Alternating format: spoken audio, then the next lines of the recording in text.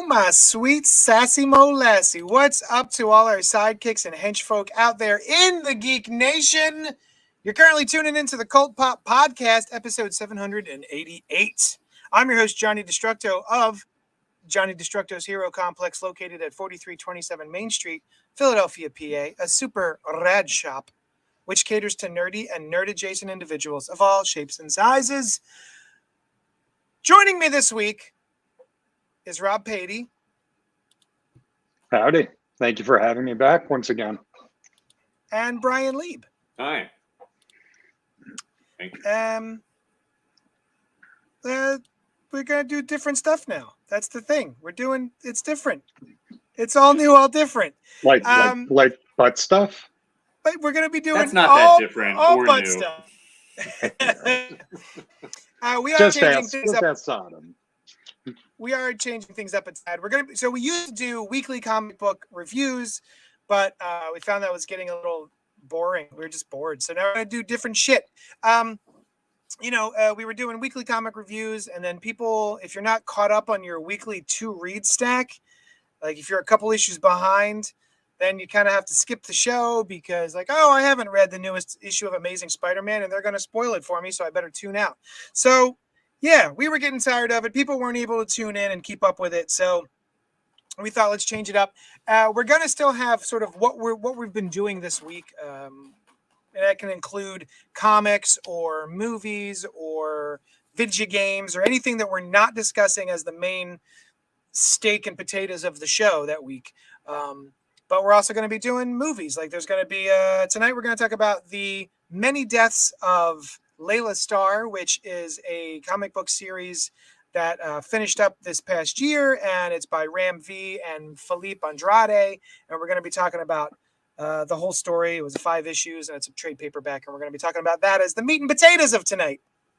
But before we do that, we're going to read some emails, and we're going to talk a little bit about what we've been up to this past week. A little bit of chit, a little bit of chat. You're going to love it, or else. If you want to join us, do it. Comment below. That's half of the fun, is chatting with the folks down in the comments, as long as you're not jerks. For instance, Christopher Goodnight is in the comments saying, guess who's back? Back again. Saucy's back. Tell your friends. Holy shit, it's Optimus Douche. The name that will never die. That's right. How do you feel about that, Rob? How do I feel about that? I wish I made better choices 12 years ago before it got published to millions. Yeah. Same. Our podcast used to be called Pop-Tards. I've since grown as a person, and it's no longer called that. Some things just don't age well. Yeah. Yeah. And Robert Monroe Jr. is in the comments saying, good evening, Colt Poppers. Good evening. Oh, hey, Rob. How's it going? Good evening. So like I said, before we get into what we're going to be discussing or what we've done this week, we're going to do emails. We've got an email, and I'm going to read it to you. Actually, no. That wrong show. wrong show. Okay, wrong show. So Christopher Goodnight, although you wouldn't know it because it's another email from Christopher Goodnight, who used to write in back then. Right all the time, yeah. Long time listener of the show. So I misspoke is the name of the email, and the email's what's it called? The body of the email says, yes, it's not just Sorrentino that is carrying Lemire, it's the artist he collaborates with overall. So he had written in previously and said that what's that guy's name? Sorrentino. I can't remember his first name. Andrea Sorrentino was carrying Lemire. And we were all like, Lemire has like plenty of books going on, and is quite prolific, and no artist is carrying him. So he's clarifying it's not that Sorrentino is carrying Lemire, it's all of the artists he collaborates with. I loved Alex Maleev's work in Daredevil, so it makes sense that I love Sorrentino's work on Gideon Falls and the Bone Orchard stuff so far. I also enjoy Dustin Nguyen's art in the Descender, Ascender stories and Little Monsters, but in all those, I don't think he stuck the ending. Time will tell on Little Monsters. With Primordial, I was bored to tears so much that I didn't even finish it. I sold my issues along with a bunch of other stuff I was done with to the local half-priced bookstore before I even finished the issues I had bought. And yes, I too thought Cobra Sun was the father. mainly because he wasn't there in the stands and the mom said he had to work that night. Maybe we will get some twist that the father was already working for the necromancer and the necromancer arranged his death with him and Cobra's son have nothing to do with each other, but it felt very suspicious that he wasn't there in the stands. I have absolutely I have no not read that book. idea, I don't know that one either. no idea what that last paragraph is about. Was it about Primordial? What is this? I don't even know. I would assume. Christopher, What is it about? Son. No idea what that is. But anyway, that's that email. And then he wrote in today. Yes. So why not? I'll read that too. Once Upon a Time, it's called. So I've been listening to the post-show recaps Lost Pod, and I'd completely forgot about the Once Upon a Time connection. To the show Lost. Lost. I see. The show. Post-show recaps Lost. Yeah. Podcast. Lost the television show. Thank you, Brian. Jesus Christ. The showrunners were staff writers on Lost. There it is. One of the leads guest starred in the season 3 finale, and there is at least one Mr. Clux reference in Once Upon a Time. So it got me rewatching the first season of Once Upon a Time, and it made me wonder, is it far enough away from Fables for Once Upon a Time to be considered its own thing? Sure, the network originally wanted to make Fables, but decided on Once Upon a Time instead, maybe to save money on royalties. They still bought the rights from him, I believe. But aside from one of the main characters being Snow White, and the idea that fairy tales are real and live in our world, Once Upon a Time and Fables are vastly different. Which begs the question, how much of a difference can a show have and still be considered an adaptation? Runaways changed enough that it could have been its own show, but it kept the name Runaways. What's the line? Where's the line between adaptation and adaptation and ripoff? Chris saying saucy goodnight. That's a great question. I still hold it against Once Upon a Time. Because I had heard that Fables was going to be a show, and I thought that would be really cool. And then Once Upon a Time came out, and I said, what the dickens is this? This seems like it's just a ripoff of Fables. Turns out that's exactly what it was. I still haven't forgiven them. But that's a great question. Rob, I'm going to throw it to you first. Where's the line between adaptation and ripoff when it comes to a show and how close it is to source material? Well, I don't think he did get paid royalties for that. I think the story was that Willingham went in and pitched Fables, and they did not want to pay royalties for it. So they said thanks, but no thanks. And they couldn't have as dark of undertones as he had in Fables for Once Upon a Time. Because, can you say then that Grimm was also a ripoff of Fables? Does anybody remember the show Grimm? Oh, yeah, I watched that show. Yeah. Yeah. The lead actress on it is now on Superman and Lois. Yes, playing Lois. She's Lois, Bitsy, cool. Bitsy something. I forgot her last name. Although I think she changed it to Elizabeth. Did she? Yeah. She was also The Artist. She had a small role in The Artist. Oh, did she? Yeah. Anyway. Where is the line? That's for lawyers to figure out. It changes enough. There is parody law in the U.S., so you can. I use it all the time for marketing, where I'm always doing kind of like cutesy little zeitgeist off of existing things. You can get away pretty far with taking from something from a legal perspective. Runaways, I don't think Runaways was that different. Runaways, the story changed, the story evolved, but the core characters were the same. They kept all the same themes, and they wanted to keep the name, obviously, because they would pull in all the comic nerds. And I think that's the only people they did pull in. That's why it only lasted 3 seasons. I think from a perspective of artistic integrity kind of thing, can it be considered its own thing? I think maybe there's an issue in our current society in the way that we look at the transmission of stories and information which are codified by necessity, and commercialized by necessity for people to continue to do those things, where we worry a lot about, is something a ripoff of something else, rather than the way that human stories have been told for many thousands of years, which is, oh, I heard this story, I'm going to tell my own slightly different version of that story.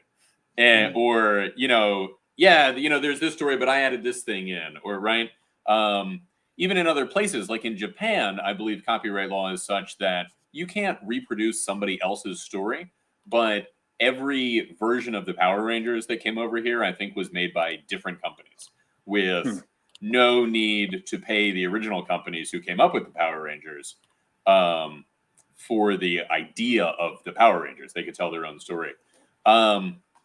There's problems with that because the only reason that artists can continue to be artists for a living is that people pay them for their work.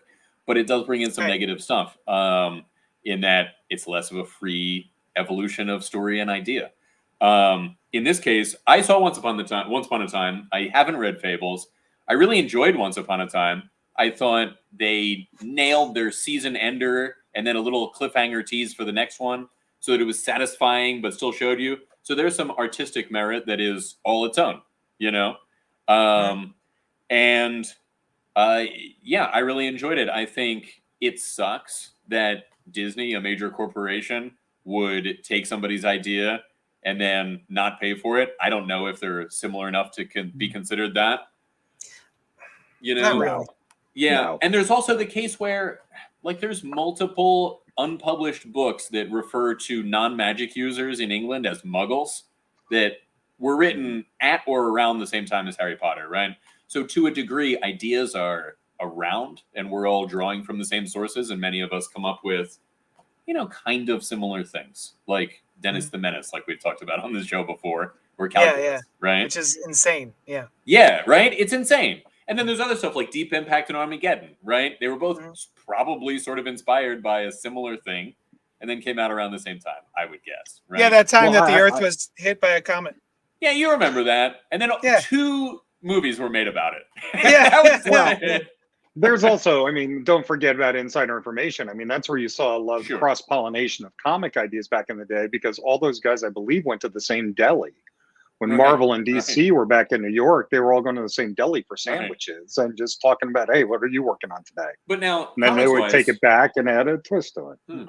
But like you mentioned, I don't know, but I had the impression that the Captain America and Batman stories, which were so similar to each other, where they both appeared to die and were actually thrown back in time, and you knew it from the beginning, I think, in Captain America 2, but the characters didn't know it. I don't know. I always just kind of figured that just happened to be the case with the 2 of them. Who knows, you know? Oh, you're adorable. Well, but in the sense of that stuff happens, you know? Well, I think it's a sense of they know what the other one is doing and says, "Oh shit, we better have." Now that could be too. And Marvel did certainly seem to well. publish a lot of things right after DC in those days. Yeah. Well, Identity if you remember, Disc. I was about to say Identity Disc. Which had nothing to do with the title, as I recall, from the one issue that I read. But yeah. Every time I come across that in my back issues, I get mad. These days, it's even more nefarious because everything is controlled by search engines, right? So you want to get keyword juju and keyword juice. You start looking at what's trending from a keyword perspective, and you immediately grab onto that and make your own thing out of it. Happens all the time in business to business marketing. Yeah. I don't think Brian being a Jew has anything to do with it, but who said? Oh, well, he said Juju. You never know. No, that's two times the amount of Jew is normal. Wait, how do they cram all that? It really gets going. I thought there were 2 of you there. I'm sorry. I'm a larger than life presence, right? Brian, do you have one? Do I have one? Do you have an answer? No, I think that pretty much encapsulated. I guess my answer is, yeah, it's cool. It sucks that we need to live in a capitalist world that Bill Willingham kind of got screwed out of something, maybe. But I mean, he did. Listen, don't make that face, Rob. If you were Bill Willingham and you went in for a meeting with Disney or whomsoever, and they looked at your property, which had been running as a comic book for quite a while and was very popular, and they said, we want to do that, and you said, great, here's what it costs, and then they didn't do that and instead came out with Blob Blady's project, you'd be kind of pissed. But you and I both sit here and agree that they are not that similar. And who owned these characters originally? Well, Nobody. sure. So like, there's no, actually. well, yeah, right, because of They're they like went Grimm public. brothers who didn't write it either. Public. Yeah, it's public domain. Yeah. Yeah. But it's, there's no Big B Wolf. Was there any Big B Wolf? No, there's no. That's pretty central to Fables. And what sort of character is he? He's like kind of a detective, Yeah, private he's like eye kind of guy. Noir detective. Yeah. Nothing. I mean, okay. So the lead character is some kind of detective for the police who decides, I think, to leave that role when she finds out that she's Snow White's daughter. You're right. She wasn't she? She was a detective. Yeah. She might even be the sheriff of that town. Yeah, it's possible. You might be. It's been so long since I watched it. My God, was it that long ago that I watched it with my ex-wife? Maybe. We watched the first season 15 years ago, and we got actually kind of involved in it. We were like, oh, that's actually not so bad, even though every time I was grumbling. But you know what? I know what it did. I know what got me into it. The actor who played Rumpelstiltskin, who I knew from Train Spotting. Yeah, Robert. He's awesome. He was so good. Awesome in it. Yeah. Yeah, that's why I remember. That's why I stuck around for him. Yeah. And Sebastian Stan, whom I had completely forgotten about, shows up. Oh yeah. What? He plays a character that you probably remember, just don't know it's him. I think he is.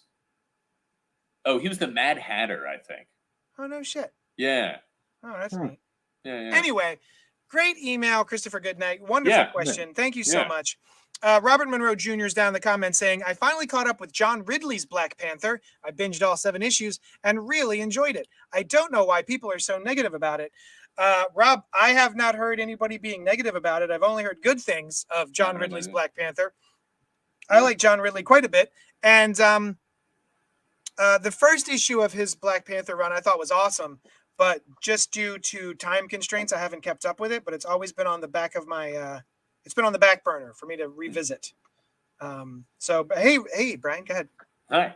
Oh, I just wondered if I could bring up a corollary to Christopher St. Saucy Goodnight's question in the terms of an adaptation that adapts something so far away from the original that they are two completely different things. I'm thinking right now specifically of Lucifer, where it is. I enjoyed it. I didn't watch it for a long time because I was like, this is completely different. And I love the original Lucifer and I don't want to watch this because they're not adapting this the story at all. But it is something that when I tell people about Lucifer the comic who know the show, it's difficult to be like, yes, that came from it in the sense that the name and the name of one of the other characters is the same. That's it. And they're so different. Maybe it would be easier if they were just two completely different things that just even didn't have the same name, and you could just be like, "Oh yeah, they're related." If you want to tell somebody trivia, but then you couldn't have had the crossover with Lucifer appearing in Crisis on Infinite Earths. You know what? I'm not even suggesting that I really want that, and that's actually, Rob, is what got me to watch it. I saw him in Crisis on Infinite Earths, and I was like, "That guy was fun. I should check this out." And then he was fun for the whole show. And I'm glad that I watched it. But yeah, it's like, should that even be considered an adaptation? And I think no, it only in the loosest of senses. And I just say no, it's not. Yeah. You know? No. Yeah. No, the story's completely different. Yeah. Completely different. The characterization is completely different. You know, the way the story unfolds is different. Yeah, it's totally different. Chris says, speaking of Once Upon a Time, there was a character who was the sheriff who was similar to Big B, who everyone thought was going to be the big bad wolf, but it was a red herring. And yet Emma Swan was a bail bonds person who takes over as sheriff when he leaves. So there you go. Thanks, Chris. Yeah. All right. So what you been up to this week? Is the name of this part of the show. Brian, I have one question for you. What is that question, JD? What you been up to this week, Oh, well, let me think. I was watching Westworld. I caught up on Westworld by watching the most recent episode since the last week that I had watched it. And I'm digging it. I really enjoyed the first season. since then they have moved away from Westworld, so you don't get the cool look of that. Which I'm not a big Western movie fan, but it's some cool looking scenery, and it sets a cool mood for the show. And they've moved away from their like initial idea introduction, which for a lot of big idea shows is like that's the coolest thing.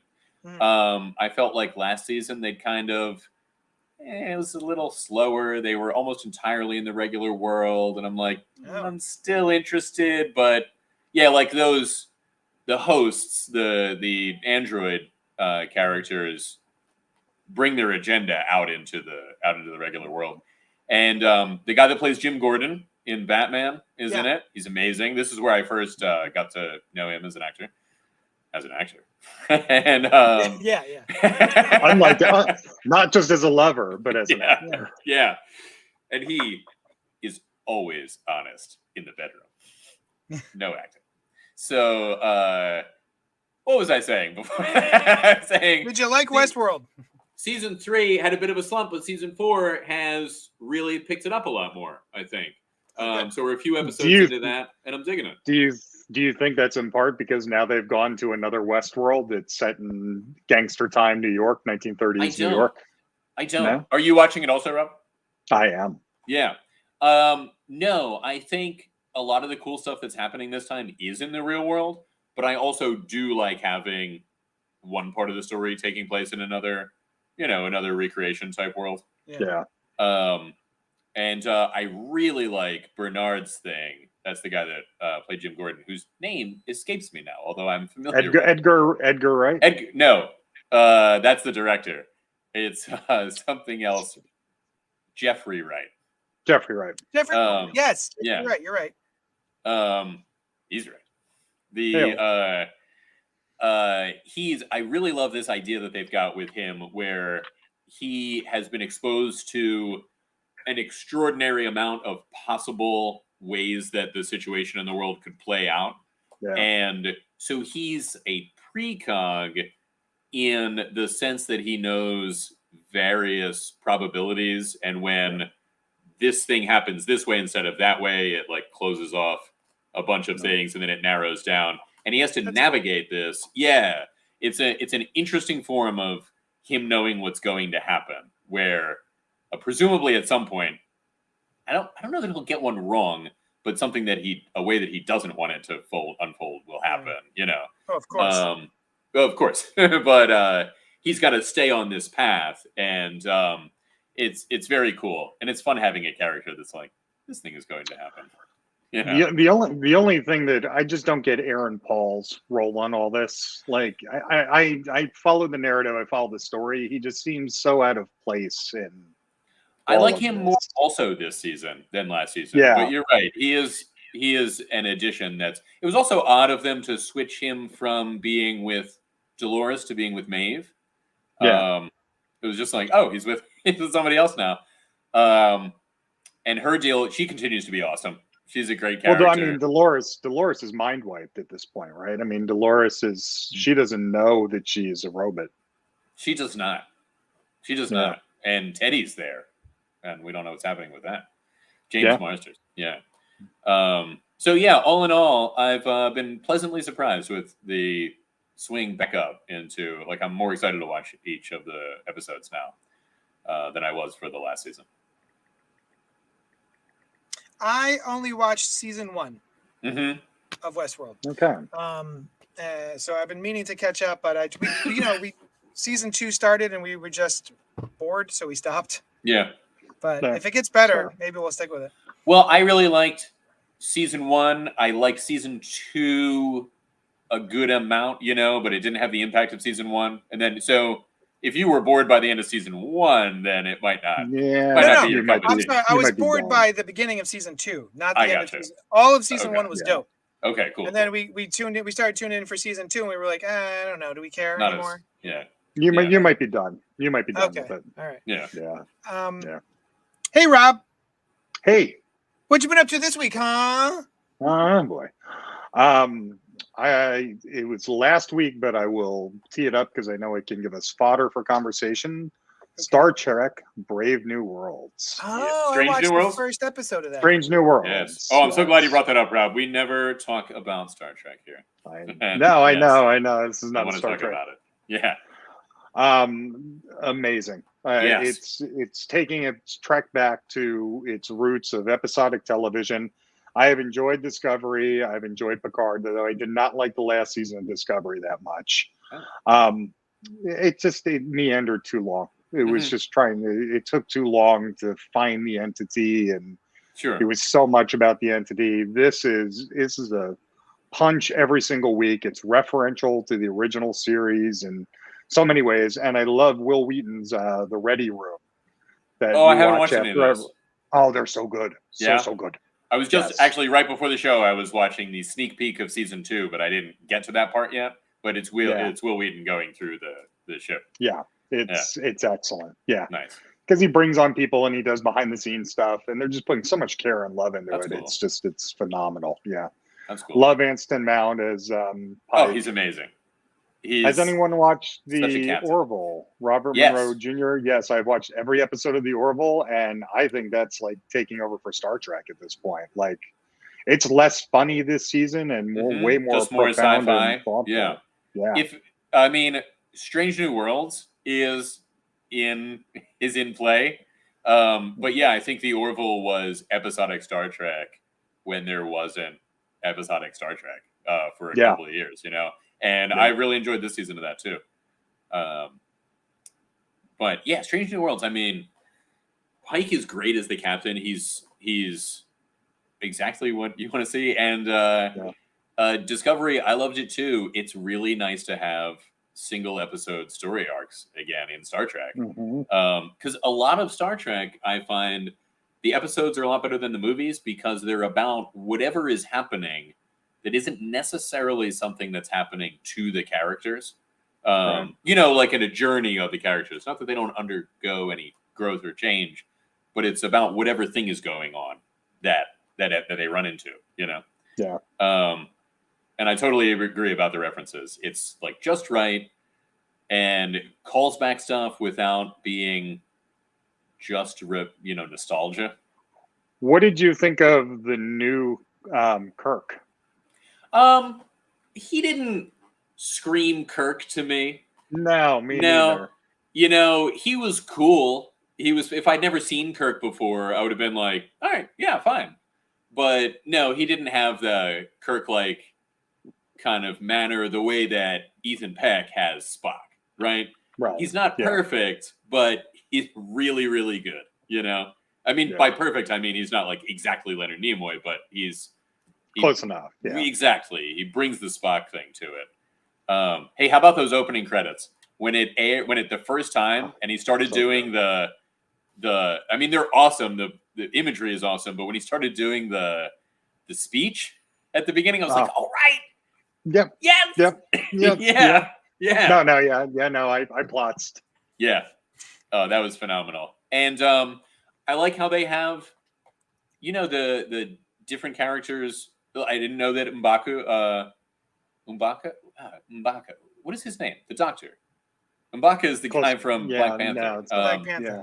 He's actually from 2 episodes of the original series. Really? Yeah, that character is in 2 episodes. He's in charge of sickbay when McCoy leaves. Oh, no shit. Yeah, which was also way more progressive for a show that I knew was progressive. I did not know. And did you hear the chief engineer's voice in the last episode? I did. The Scottish twang to it. Yeah. Yeah, that was cool. That was a great episode in general. Seeing the parallels between the 2 stories and all that stuff. And I love that they can show him in their future Starfleet uniform, and we know that's what they get to. There's such a rich universe that they can show that kind of stuff. The Enterprise B uniform. Yeah, like that era. Yeah. Yeah. I'm already looking forward to more of it.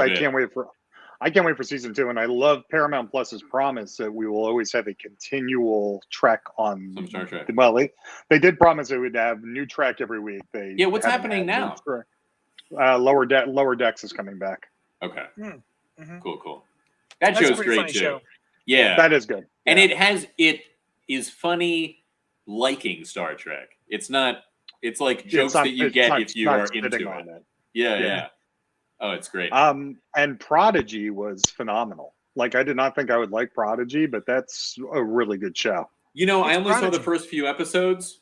It's a more geared toward kids, computer animated. Oh, okay. Jason Mantzoukas has one of the lead roles, which I think is great. Yeah. A guy you would not put on a children's show. Right. PG. Yeah, but he's on a children's show. Do you listen to the podcast with Paul Scheer, who's on Lower Decks, and Jason Mantzoukas? How did this get made? No, I know of it because I've You heard should Jason check it out. Mantzoukas talk about it. But yeah. I listened to one episode of that, and it was about the Punisher Warzone movie. Oh yeah. Yeah, that was a good I've episode. listened to I've listened to 100 episodes of it. It's a good listen. Yeah. Nice. Yeah. I watched one episode of Strange New Worlds. We keep meaning to catch up with it. And we just haven't. We keep getting distracted by other shows like Miss Marvel and The Boys. Oh, I'm sorry, Rob. Do you have a question? Yeah. What did you do this week? Aww. Oh, I'll tell you. What a good question. Thank you so much. See, that's why we have you on the show. The aforementioned The Boys. I just wrapped up finishing the new season of The Boys, which was really, really fun. And finished wrapping up the first season of Miss Marvel, which was cute. It was good. Are we I wasn't blown away about by that en masse? Are we speaking about Ms. Marvel en masse? Let's do it. Let's do it. Do you have something to say? So you basically just watched shit for the show. No, we weren't planning on talking about it. No, JD, I suppose that was a completely unnecessary question, but we talked about speaking about Ms. Marvel as one of the segments, and then when you were mentioning it as your thing that you did this week, I was like, what's happening? Where's my combobulation? I'm without it. I'm sorry. I finished up those shows, and I bought video games. I was really excited. Being on the cusp of the zeitgeist of the time, I bought Friday the 13th on Switch. Okay. Friday the 13th Switch game, and it seems to be. I heard that it was like, it's like Dead by Daylight. It's Dead by Daylight, but with Friday the 13th, or with Jason. And Friday the 13th Voorhees is his name. And so I got really excited. One of them did. Okay. And so anyway, I got the game, and I was super excited about it. And I even told Noel, I'm like, no, buy this game so we can play it. And then I went online. Nobody's there. It is a fucking ghost town. No, not even any tumbleweeds. I went in there to play, and there's literally nobody. So it was just me there by myself. What are they doing? Why didn't I don't know. I guess they're playing Dead by Daylight. So then I went and bought Dead by Daylight. And that actually has some people that are out playing. So I'm able to play that a little bit more. And I picked up the Evil Dead video game for PS4. And I haven't even cracked that open yet, but I'm excited about it because I love me some Evil Dead. So yeah. You know what I just bought for the Switch? I just bought the Grand Theft Auto trilogy. Oh. Which is Grand Theft Auto 3, Grand Theft Auto Vice City, and Grand Theft Auto San Andreas all on one little cartridge. Holy shit. Even though the graphics are blocky as shit, wow, those games were fun. And it's been that came out 20 years ago, kids. Oh. That was Grand 3 Theft Auto already. 3. It was already out for a few years. The original Grand Theft Auto came out in 1997. It was an isometric top-down game. Yeah, 3 was like the big one. Yeah, 3 was the first one where you came into the 3D world. Oh, I see. Yeah, man, I used to love that shit. 20 years old. How dare you? How dare you? I know. I'm sitting there like, why is this so blocky? Oh, because it's 20 years old. Yeah. Robert Monroe Jr. says, has anyone watched RRR on Netflix? Wow. Or maybe it was wow. I think it's the Crouching Tiger, Hidden Dragon of Bollywood movies. I really like Crouching Tiger, Hidden Dragon. Me too. Yeah. Yeah, me too. I have not seen, is it just pronounced RRR? Or is it like You should do it like that, JD. You can really tell a guy by how he pronounces his Or Oh. I can't do RRR. that. Or I can't roll them. There's so much. Arr. Yeah, could be anything. So no, none of us have watched it. It No. has I been. didn't even know that it existed. It's blowing up all over my Facebook though. I'm constantly seeing pictures Is it? of people sharing. Apparently, it's wonderful. This is So- the first. This is the first that I've heard of it. Oh. This you Yeah. all saw it? That was the first I've heard of it. Do you know there's a prequel or a sequel to Crouching Tiger, Hidden Dragon on Netflix No. that I Wait, have known yes, about I for did. several I think I years did know that. and still haven't watched it. I think it's It's a by a different series. person. Oh, it's a series. Oh, that I didn't know. But it's Yeah, I think based it's a on. series. They're based on books, and Crouching Tiger, Hidden Dragon is like the middle of the Oh, story, I wow. believe. Yeah. I had no The first idea. one is all about the war that they were in that Li Mubai is, references in the Yeah. movie. I think that's like a whole story of its own, I assume. Wow, I had no idea. That's Yeah. kind of cool. He was going to do a prequel when he was doing the Hulk, Ang Lee. Ang Lee? There was Yeah. talk of him doing a prequel to Crouching Tiger, Hidden Dragon. And then the Hulk did what the Hulk did. And I've always wondered if that's why he did not make another What a action shame. movie. Yeah, That could have been awesome. Like Yeah. that would have been great. Could have been You would great. think though, after making the Hulk, he would go back to, the thing that went well. Well, he then did, I think Brokeback Mountain was that right him? after that. Oh wow. Yeah. I was on- think so. That And was it's a a good one. much more, Crouching Tiger, dude. Hidden Dragon is action, but it's very thoughtful, very Yeah. character driven sort He of did thing. he did the Ice Storm too, right? Oh, I that don't was know a that. good one. Yeah. That's where I first found out what a key party is. Oh, is that Oh, really? right? You didn't know? Yeah. Now, Hmm. to this day, I wanted to go. You want to go to a key party? Yeah. All right. Gotta have lots of fun do. All right, let's move on. So, Okay. what are we going to talk about? We're here to talk about the many deaths of Laila Starr, and that is would you call it a graphic novel? It's a I trade would- paperback. Call it a trade are all trade paperbacks graphic novels? Well, that tell a continuous story. Regardless of how they were originally published. There are serialized books now that have been published in book form for many, many years that I totally forget were you don't think of as having been serialized back in Yeah. the 40s or 50s or whatever. Anyhoomst, The Many Deaths of Laila Starr by Ram V and Filipe Andrade. And this is a Boom Studios joint. And this is, it keeps being out of print. It keeps going out of print. And it's been difficult to get a hold of. But it's finally back in print. And we actually just did it for our store book club last week. So we're going to talk about it here on the show, because why not? Humanity is on the verge of discovering immortality. As a result, the avatar of death is cast down to Earth to live a mortal life in Mumbai as 20-something Laila Starr. Struggling with her newfound mortality, Laila has found a way to be dropped in the time and place where the creator of immortality will be born. Will Laila take her chance to stop mankind from permanently altering the cycle of life, or will death really become a thing of the past? A powerful new graphic novel from award-winning writer Ram V of These Savage Shores and Swamp Thing, and lauded illustrator Filipe Andrade, Captain Marvel, that explores the fine line between living and dying through the lens of magical realism.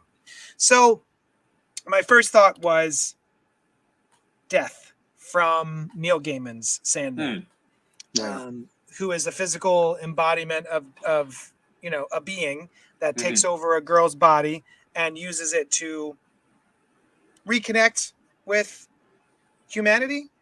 That's kind of how I look at it. Death does not do that. She doesn't take over anyone's body.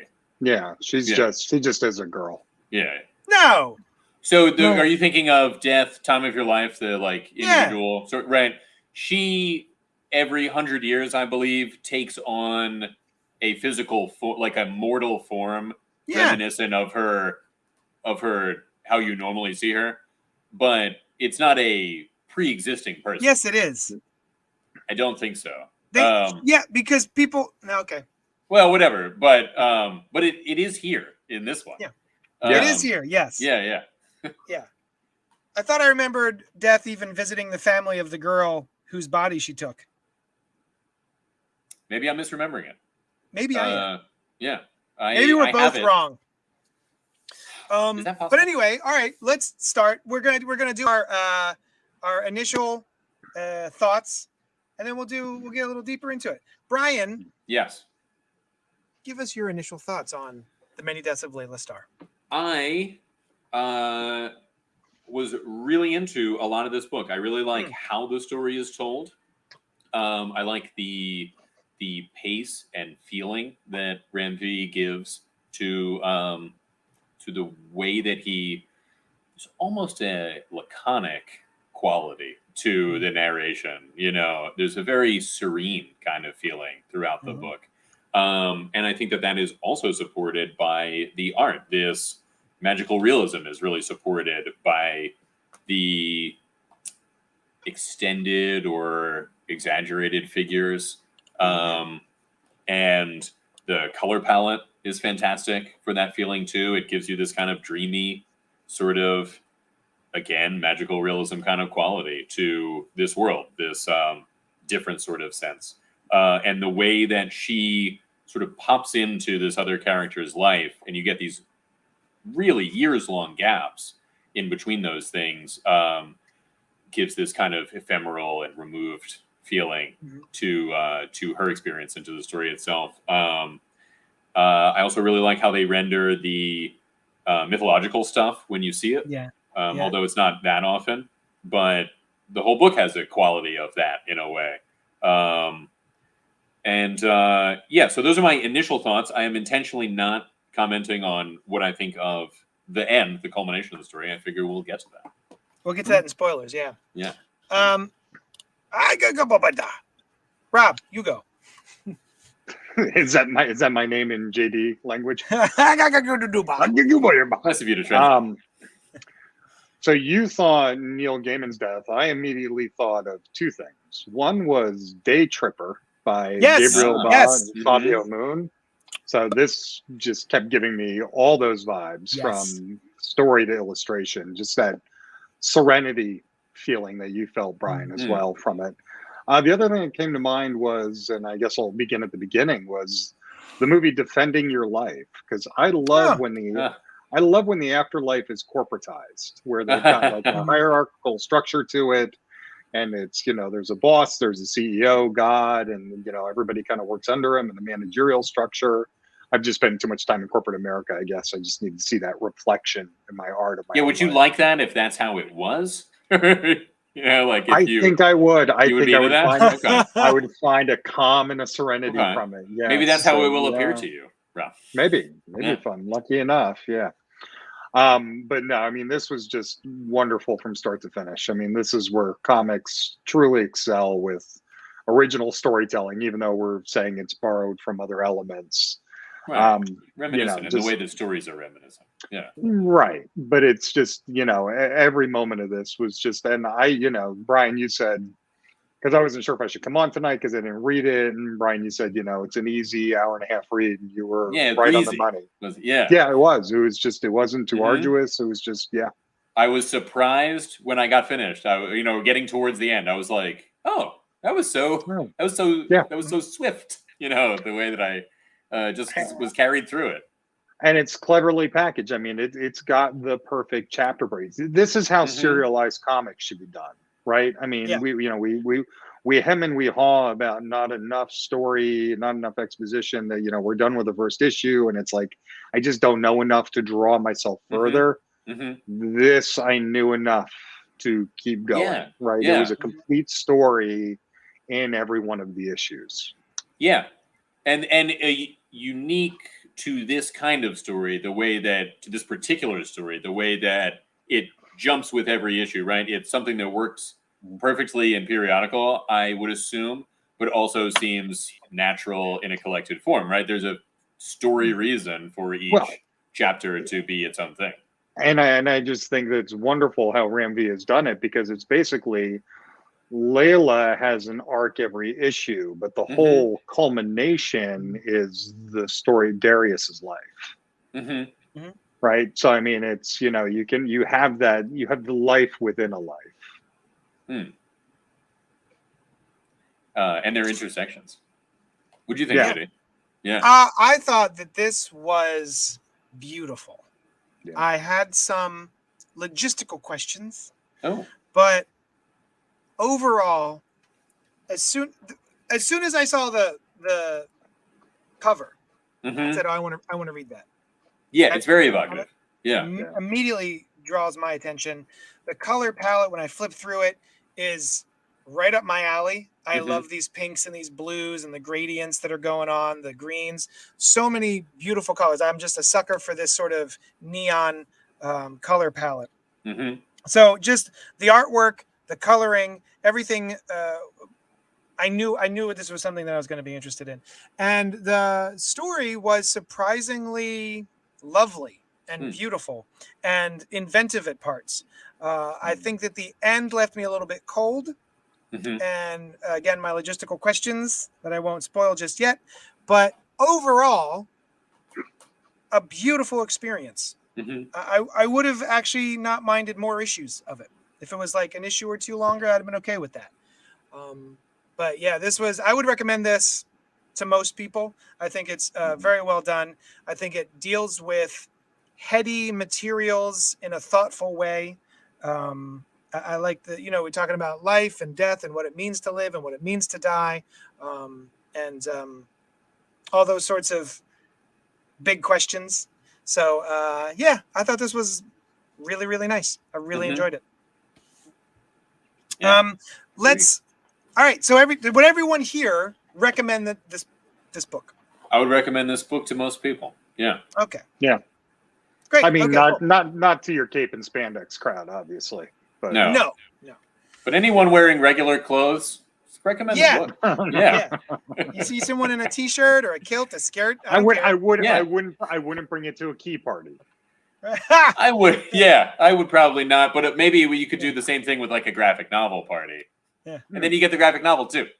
Yeah, you leave your keys and you leave all of your keys in a bowl, and then whichever key you pick up, you get that person's graphic novel. I was thinking, and you fuck it. Yeah. Okay, right? That's not what I was thinking. It might chafe, but okay. Yeah. But you do your thing with. You have a lot of graphic novels, so you That's could just true. do it. Yeah. No, I thought you would bring the graphic novel, and then whoever it is, you go home with them. You have sex with them, the person. And you also keep the graphic novel. You don't have sex with the graphic novel. You have sex with the human. I'm going to say what's expected. That's probably way more comfortable. But you don't if the two of you want to have sex with your graphic novels too, that's the thing you could do. So you don't read the person and fuck the graphic novel.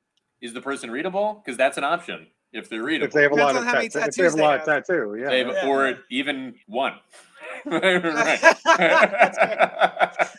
So, all right, we all recommend this book. The Many Deaths of Laila Starr came out in 2022. I want to say it's like $16.99. Go to your local comic shop. Contact me. $14.99. A bargain.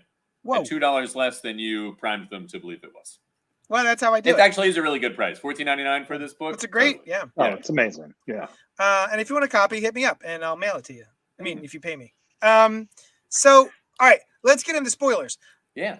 The logistical question I had was, she is death, and she is in the afterlife, and she gets fired because someone is being born who will wipe out death, or the need to die, and so she is fired then.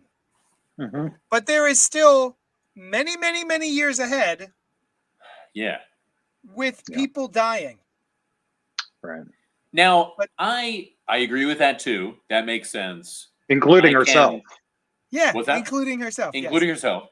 That I agree with that, and it makes sense. I can stretch to accommodate the idea that like these are divine beings. It's about to happen now for us, but maybe they don't say anything like this, but like, their relationship with this plane is different. And so maybe it's like, now that this person is born, it's all taken care of or whatever. Right. I'm okay with that. What the ending leaves me wondering Mm. why that would be necessary, right? There's a hint at one point, I think towards the end, where you see the Pantheon again, and one of the goddesses is saying, she's always been gunning for my corner office, and I'm guessing that's Shiva, who. Oh no, that's taxes. Oh, is that taxes? Okay. Yeah, taxes. Yeah. So yeah, I was thinking like maybe there were other people who were kind of doing her job. Yeah. That's cool. I missed that. Do they introduce her early on? Taxes? Yes. Well, Okay. I don't think we see her, but we do hear They about death reference and her. taxes. I know that they referenced her.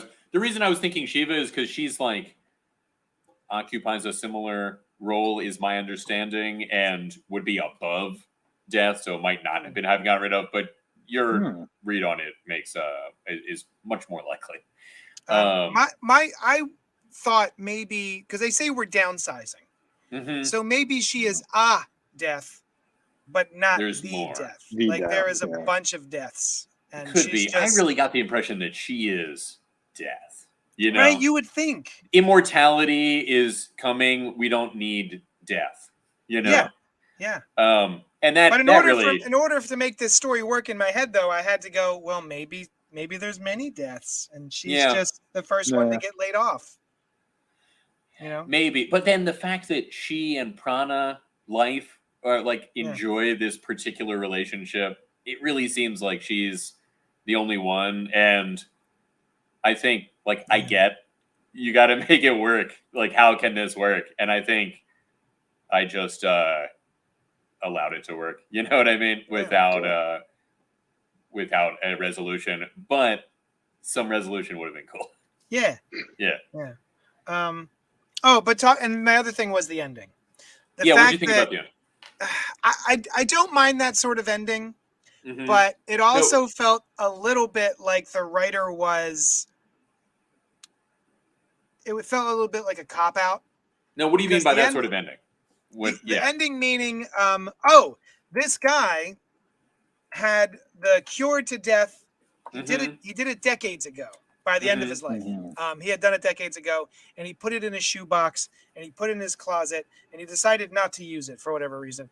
And then at the end, we see the shoebox, and I believe it's on the beach, and it's floating away, and the narrator says that, that's okay sometimes. Sometimes you don't get answers, and sometimes that's just the way it is, and blah, blah, blah. And so it's like, I think the ending by itself would be fine, but the writer telling us about the ending on top of that felt a little much, and it made me go, geez. So it didn't make me dislike the story. I still think it's a beautiful, lovely story, and it doesn't really cast a huge shadow over the thing for me, but it's just one of those little we were almost there, and that last page, I was like, nah, that's fine. It could have ended for me when they were on the beach together.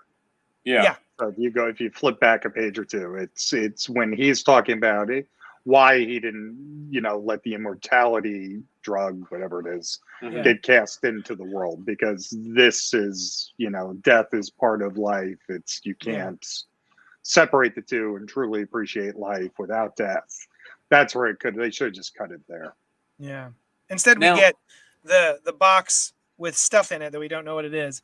And the writer says, who is to say exactly how things end? If there is one thing we have learned, it is that life's endings are bereft of answers.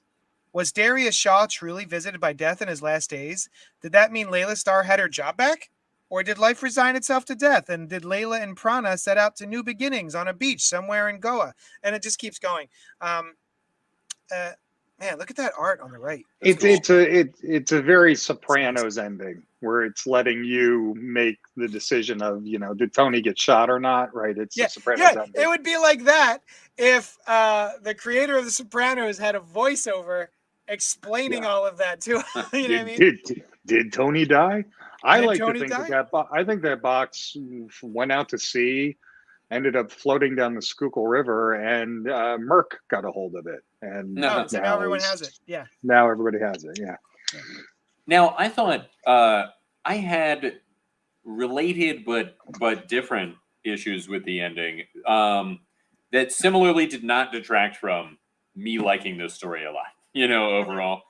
That I had hoped for the big thing to happen, right?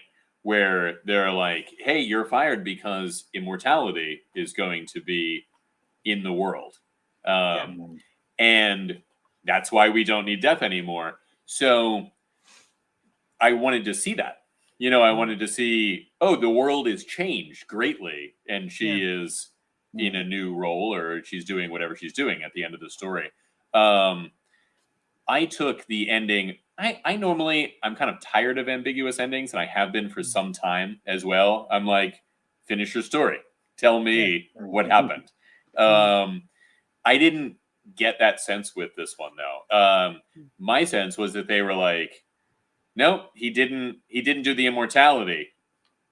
But she put it by the water, and the water was said before to have absorbed the memory of all things that's put into it. And so maybe that's how it goes out into the world, right? Whoa. Yeah. Nope. Yeah. That didn't even. Nope. Yeah. Wow. It's cool. I was kidding about the Merc thing. Like I didn't think that's what happened. But yeah. Huh. So I thought that was pretty catch, cool. Brian. Thank you. What I liked most about it, and I guess the ending aside, was he would not have created this cure, this immortality, if not for Laila Starr being there. Right. So It's kind of integral. like it's a causality. It's a causality thing. Yeah. I do always like those types of stories, though. Yeah. The chicken and the egg sort of stories. I love those. Yeah. Oedipus Rex. That kind of thing. Yeah. I'll agree with you, even though I don't know what you mean. Oedipus Rex, where at a key party. What's that? The key party? At a key party, yeah. At a key See? As long as it comes back to a key party, I get it. Key party. Yeah. It does. You don't need to read it. It's that's about it. No, it's the one with the guy with the Sphinx, and he accidentally kills his dad. Some other stuff happens. Oh, that guy, He fucks his mom. He sure does. Classic. And then there's two more stories with him. You get to hang out with him for 2 more tales where he becomes a wise man. Very upset about what he has done. It's the Rex Strikes Back. Yeah. The Rex Strikes Back, they called it. Inventing the word "the" in ancient Greek just to have... the end strikes him back. They were like, this is going to be awesome one day. And then Return of the Rex. Yeah. Oh, man, the Return of the Rex, where he comes back and he's twice as tall as he ever was. Man, I loved it. He died. I love this image on the left here in the blue. I didn't realize this the first time, but she's dead, and there is a chalk outline of her, but it's also got her other arms. 6 arms. You know, so cool.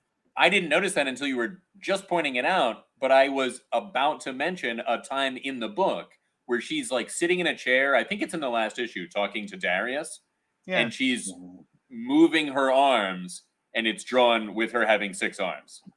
Oh, which I thought was a cool touch. I'm looking. Keep talking. So yeah, I think the story, again, the other thing at the end that made me think that it was a little less ambiguous was when they asked the question, was Darius Shaw truly visited by death in his last days? I thought the answer was yes. You know what I mean? We have been shown that is the case. And so literally, he was literally. Yeah. It makes that a certainty to me. And so it makes the other things a little less ambiguous just by association with that. That's a good point. Yeah. Oh, there she is. Yeah. And the right. Yeah. I thought, and she's blue too. Yeah. Which is traditionally the color of Shiva, I believe. Yeah. Some of the other cool things about this series, I love that we get personifications of inanimate objects, like the cigarette issue. Yes, they have spirits. The house. The Chinese temple. The temple. Yeah. So cool. Yeah, it is cool. And they, the cigarette, because it was death's and had been kissed by death, and then the temple, I think, just because of the feeling and spirit that were put into it by the people. I like that kind of idea. It's like she got her own little BB-8 every issue.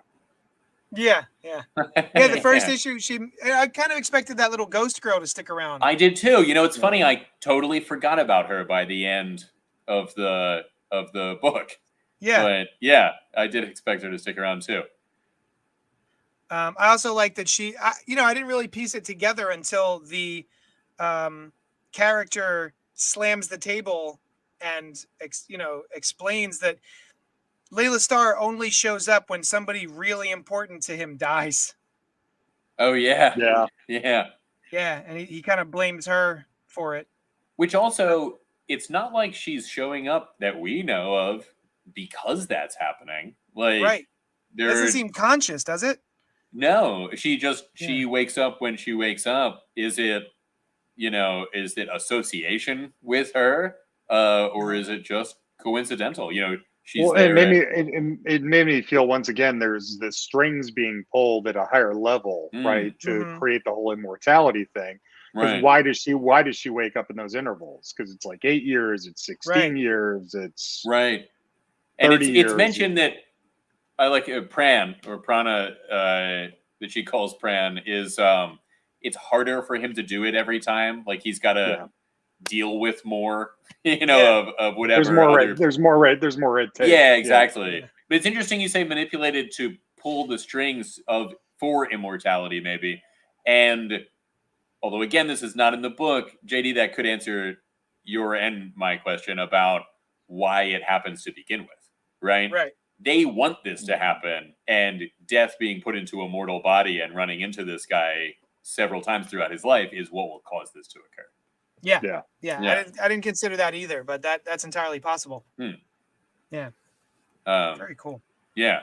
The chief god of the pantheon, who I believe is Brahma, is illustrated in a cool way too. Speaking of the people pulling the strings, although I'm not even sure that he may make reference to other entities, even larger. I forget. That's a cool image. That's a cool cover with her on a ledge. Oh yeah. Yeah. There's a sort of face-like quality to some of the ledge too, but I don't know. That could just be something that happens in a lot of places. It's like a magic eye. If you relax your eye enough, you'll see a face. Yeah. Those were cool. Yeah. Now, Rob and I had read Day Tripper. Brian, did you read Day Tripper? No, I read the beginning of it for a show that we were doing. And I think something happened with that show. And we either didn't do the show or I did finish it and we did do the show and I don't remember that. We did the show, I believe. Yeah, maybe I wasn't there. I don't know. I definitely read the beginning of it and I liked it a lot. And I didn't think of it, but I completely agree with the comparison from what I read. I only ended up stumbling across it because it was an interview opportunity when I was writing for Ain't It Cool. Yeah. They're like, do you want to interview these two? Do you want to interview these two guys? And they're like, but they don't speak English. And I'm like, are you sure you want me to be the one interviewing them? They're like, we'll do a translator and that kind of stuff. I'm like, okay, fuck it. Yeah. That's interview them. That's cool. Yeah. Highly recommend it. If you like these sorts of stories that deal with these questions of life and death and existence, I think Many Deaths of Laila Starr is very good. I think The Time of Your Life and what was the other one? Day Trippers? High Cost of Living. Oh, Death, High Cost of Living. Yeah. Yeah, and Day Tripper, I think, are all excellent stories to check out. Preceded by Death, Time of Your Life, if anyone is looking for it. In search engines or wherever, or at JD's shop. He will not respond. Yeah. If you call him up and say, can I have High Cost of Living? He'll be like, no. I don't know what you're talking about, pal. Huh? Sorry, noob. Noob. Yeah, sorry. Speaking of 20 years ago. Noob. Do you guys have anything else you'd like to say about The Many Deaths of Laila Starr? No, I don't think so. I think that get up on it. Just go read it. Yeah. It's phenomenal. Yeah, really, really good. Really well done. Highly recommend it. Definitely go check it out. That might do it for this week. Is there anything else you want to touch on? Wait, JD, we had talked about if somebody called you up that they could get something from you or request to buy something. But why is that? How is that? I know there are other ways that people can give you for the show money. Yeah, It's because I have a comic book store, Johnny that right? Destructo's Hero Complex, located at 4327 Main Street in Philadelphia, PA. And if you can't make it down here, you can also help out the show by going to patreon.com/Johnny Destructo. Oh. You could do that if that's up your alley. There it is. It's up there on the screen, patreon.com/Johnny Destructo. Thank you to everybody who has been patrons. It's lovely. It's wonderful. It helps us out. Thank you so much. Yeah. If you don't have any money, because most people don't, just come hang out with us. Like, share, subscribe. Tell your friends. Yeah. Comment on the show while it's happening. Write us Yes. emails. It's fun. It's fun. Oh yeah, you can email us at JD's. Or no, wait, that's my business email. And questions like the one that we got earlier are awesome. They're great to talk about. CultPopgo@gmail.com. You can email us. Also, because of the new format of the show, you can find out what we're going to be talking about in the next couple of weeks. And if you want to read the book ahead of time so that you can talk about it with us in the comments, do so. So I'm pretty sure, Brian, correct me if I'm wrong, next week we're going to be talking about a movie. That's right. So we're going to be talking about Everything Everywhere All at Once, the new A24 film starring Michelle Yeoh. Yes. Is it streaming? Yes. Not yet. I think you still have to pay like $20 for it. Oh, yeah. It's streaming.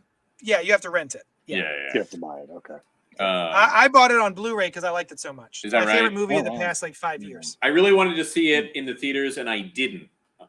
And now I'm looking forward to seeing it on TV. But I really want to try and get that cinema type, like sit down and watch it kind of experience where you know what I mean? Where you just watch the whole movie play out. Not like sometimes when we're in our homes. Now, I think the next book is going to be Superman, the Son of Kal-El. I think so. 1. I think you're right. So, yeah. And JD, another thing that they can share with us are suggestions for things, and we make no promises about that, right? Like, we might not get to it. We might have already seen it or whatever, but we really would like to hear the suggestions. And if it's something that intrigues us, then we'll talk about it, and we'll talk about you having told us about it, and that will be very satisfying for you. And take note, take note, Christopher. You can suggest, but they might not do it. Right. That is for Christopher. Yes, it's possible. If there's a movie you want us to talk about, or if there's a graphic novel you want us to talk about, please absolutely let us know, because we're hungry for your love. Yeah. Very much. All right. Now wait, Rob, JD. Now hang on a second, because earlier in the show, you may recall you were talking about what you were up to this week. You mentioned you watched Ms. Marvel, and I said, "Hey, we're going to talk about that, right?" And you assured me that I made no assurances. I think we need to go back to the beginning of the episode. But let's say I took it as an assurance. I felt comforted. And now I don't know what's happening again. I'm without combobulation once more.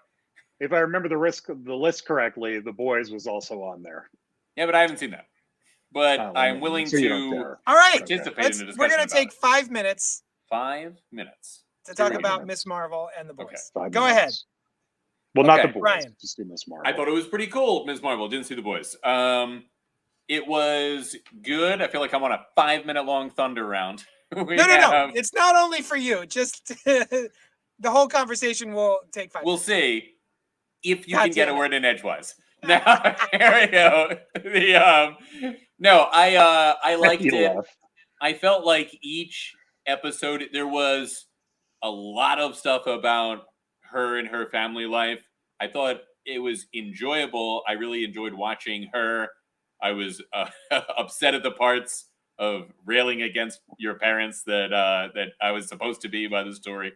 And I thought that all played out pretty cool. If anything, every time I thought it was ramping up, it didn't until the end, like superhero story-wise, whatever was going on with that stuff.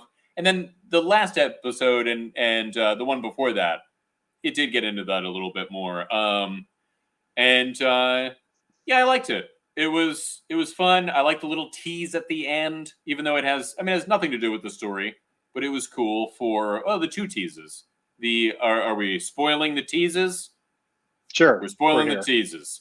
They played a little bit of the X-Men theme when they mentioned that she had some sort of mutation, and that's why she could do what she could do, and the other people in her family weren't able to do those things.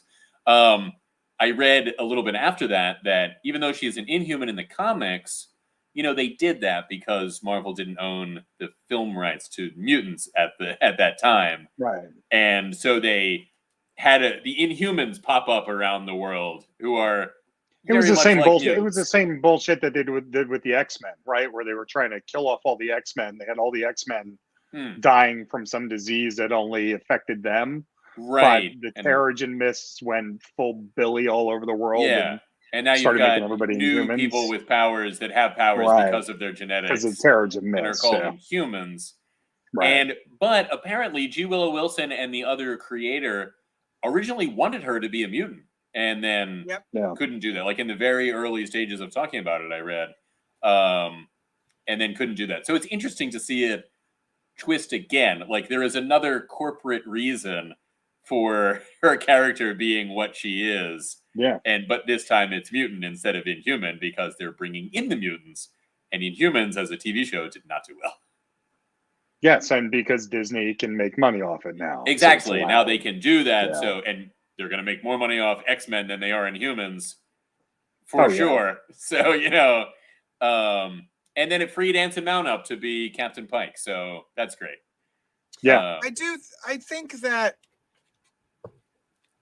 having this new version of Miss Marvel that is this different from the comic books doesn't bother me as much as it does a bunch of people online who are like, I'm not even going to watch it. She's too different. Just the powers difference, you mean? And it usually comes from people who didn't care about her to begin with. But I do wonder, like, the fact that she's now a mutant and not an Inhuman, and she doesn't have embiggening powers. She doesn't. She embiggened a little. It was cute. That was cute. It was a cute way to do it. But her powers are different. Her origin's different. And she's a mutant instead of an Inhuman. As a comic book store owner, I do feel like people coming in would grab the comic book and be like, wait, what? Right. It's so different. Now, you could hope that, her characterization maybe is similar enough that people would still enjoy it with a little preamble like, hey, she can do somewhat similar things in effect, even though they look very different and come from a different source. As I think we've discussed before, really enjoyed the switch because energy powers seem much more Marvel moniker than growing and stretching and embiggening powers, you know? Absolutely. Well, and does that make her too close to Mr. Fantastic, right? That's another thing, right? Yeah. And with Mr. Fantastic, it's great. I love it. And he's also got the super intelligence, but I think there's two great reasons to have her have slightly different abilities that can still mimic looks. If they ever want to do a cool recreation of a thing that she does in the comics, she can still kind of do it with her powers. You know, she can form out of this light stuff, these constructs. And the bangle, they mentioned that there was a second bangle, right? In the show. And we didn't see a second bangle in this.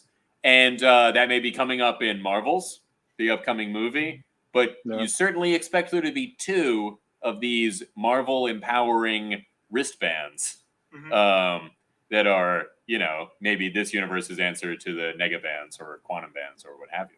I thought that was really cool. The very, very end with Carol Danvers showing up. Yeah. It made me think of the nega bands from Marvel. Yeah. Very cool. Rob, what'd you think of the show? What Brian said. Cool. Okay, cool. Yeah, I mean, it was phenomenal. The only thing that pulled me out was the very beginning because they don't do driving tests on the road in New Jersey. Okay. Good. Okay. Maybe things changed with all of the Avengers and whatever. They're like, True. You know what? We're doing driving tests on that. Let's make the world more dangerous insteed of an enclosed course. Well, they're like, look, we don't know what's going to happen. We cannot recreate the conditions of this world right now in a parking lot. You have to, maybe the Hulk will come by. You don't know. You got to be ready. You're right. Okay. Right. You know, one thing they lost from the first episode that I didn't miss but was very cool was the heavy illustration to tell the story. I wanted that. I wanted more of it. I love that. Yeah, part it of the went away first quickly. episode. It went away really quickly. I think they felt like they needed it because the whole first episode, she doesn't have any abilities, and there's no real connection to those abilities yet. You know, the whole story, the first episode is just like teen drama about a girl who really loves the superheroes in general. Yeah. But which never went away, which is cool. You know, something that JD, you and I have talked about, they could do with Barry Allen, right? Yeah. Because he's a Flash fan. That's why he called himself the Flash, and they never did that with him. You know, and I don't know why. Like, he's just super jazzed to be part of a superhero team and be a superhero. That's what I always liked about Barry. Yeah, it's one of the many things I always liked about Barry. Yes. Sounds like a key party to me. Well, Rob, but real quick before we split, what did you think of the last season of The Boys? The Boys keep surprising me. Every season is just phenomenal.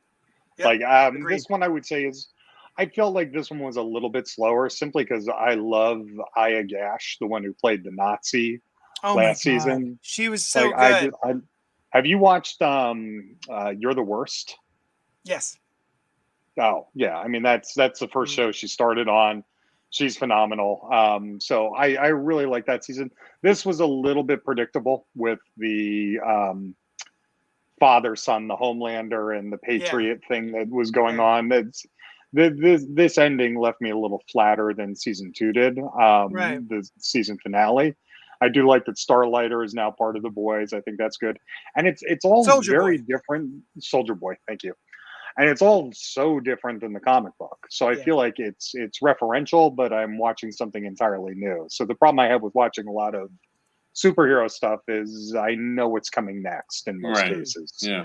This one, it's taken such a departure because it's been 15 fucking years since the comic book was written, that they're presenting new material to me. So I love that it's in the old wrapper, but it's a new story. This is one of those rare occasions that I think that the television show is far superior to the comic book. Yeah. Well, from what I've heard, it takes the opposite point of view as the comic, right? Like, it's championing kind of the opposite of it. And I read like one issue of the comic and I haven't seen the show. But I'm not sure what that means, because both the comic and the movie the comic and the show are about how shitty superheroes are. My understanding was that this was more about how shitty this is. You know, like it's more in a modern context. Okay. Like I said, I haven't read either one. That's just commentary that I had heard. Was that it's like same events, different perspective of what's cool.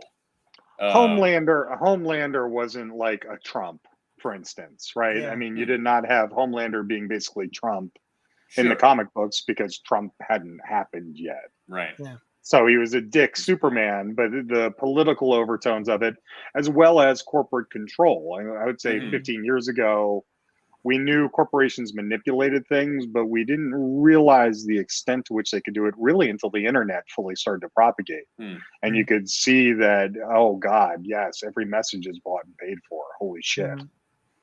Yeah. Which I guess had been happening for some time, though. Yeah. I mean, it's been happening for some time, but it's more public now, I think. All of the bad guys in like 80s movies were corporate people who were out to, you know what I mean? But I'm not disagreeing at all. I think with the internet, it both became more ubiquitous and also became somewhat more obvious. Everybody, and you can read articles about it every day. You know, even though they're manipulating everything, there's still articles out there about them manipulating everything. Part of it, maybe, because that way some people are mollified and pacified by feeling like they know what's going on, and that's enough for them. I'm wise to it, and I'm not doing anything about it. Yeah. Right. That's right. Right. Yeah. It is what it is. If I want to use this free thing called the internet, somebody's going to be making money off of it. Oh, no. Well, that new statue. So why does this exist? How did this come to be? Why do you need a reason? What reason do you need? I guess I really want a story more than... Why is Thanos? I love it so much. What are we looking at? What do you get to take one of those? Well, this is it is a statue of a thirst trap Thanos wearing knee-high boots, his helmet, and the Infinity Gauntlet, and a golden G-string. And he is doing sort of a downward facing dog yoga pose. It's a Black Widow pose. Yeah. Face down, ass up, basically. Yeah. And it's the best thing I've seen all week. Is it so? This is not a reference to a particular pre-existing thing? No, I don't think so. Okay. That's not canon. Oh no, that's not. Okay. Well, I mean, canon. Rob, I love to disagree with you that the in the multiverse, which is now established, that's probably happening, right? You're right. Right now. Yeah. Somewhere there's a Thanos key party going on. I mean, it's likely, right? If everything that can be is, then that is You're too. Right. And I was gonna say I hate to disagree with you, but I really, in this case, I didn't. I really wanted, and I had to be honest. Yeah. Not that I love the fact that you were so incredibly ignorant of the existence of this Thanos in somewhere in the multiverse, but I just love the ability to point it out. And I actually do think I saw it in one of the stars that they went through in Doctor Strange. Oh, sure. Yeah. Right. Yeah. Right. It was now that you mention it, Paint World. It was imprinted on my subconscious. I'm only now realizing it. But yes. It was right after Paint guys. World, yeah.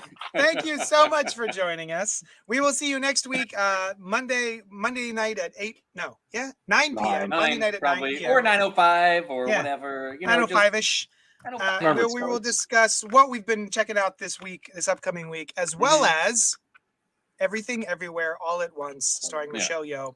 Go rent it, buy it on Blu-ray, DVD, Laserdisc, what have you. Watch it, and we'll peep into somebody's house that is watching it. If you can hear it too. If you drive by someone's house, and people watch, they've got their windows open like idiots. Just stand there. Cool. Just stand there and watch it. But get their permission first. Don't be weird about it, and then stand outside and hide in the bushes. Hide in the bushes. Take your pants down and watch the movie. Yeah. Even if it's in your own home, let's revise this. Do that in your own home. Yeah, no matter where you are, just do it. All right, guys. Love you. Bye.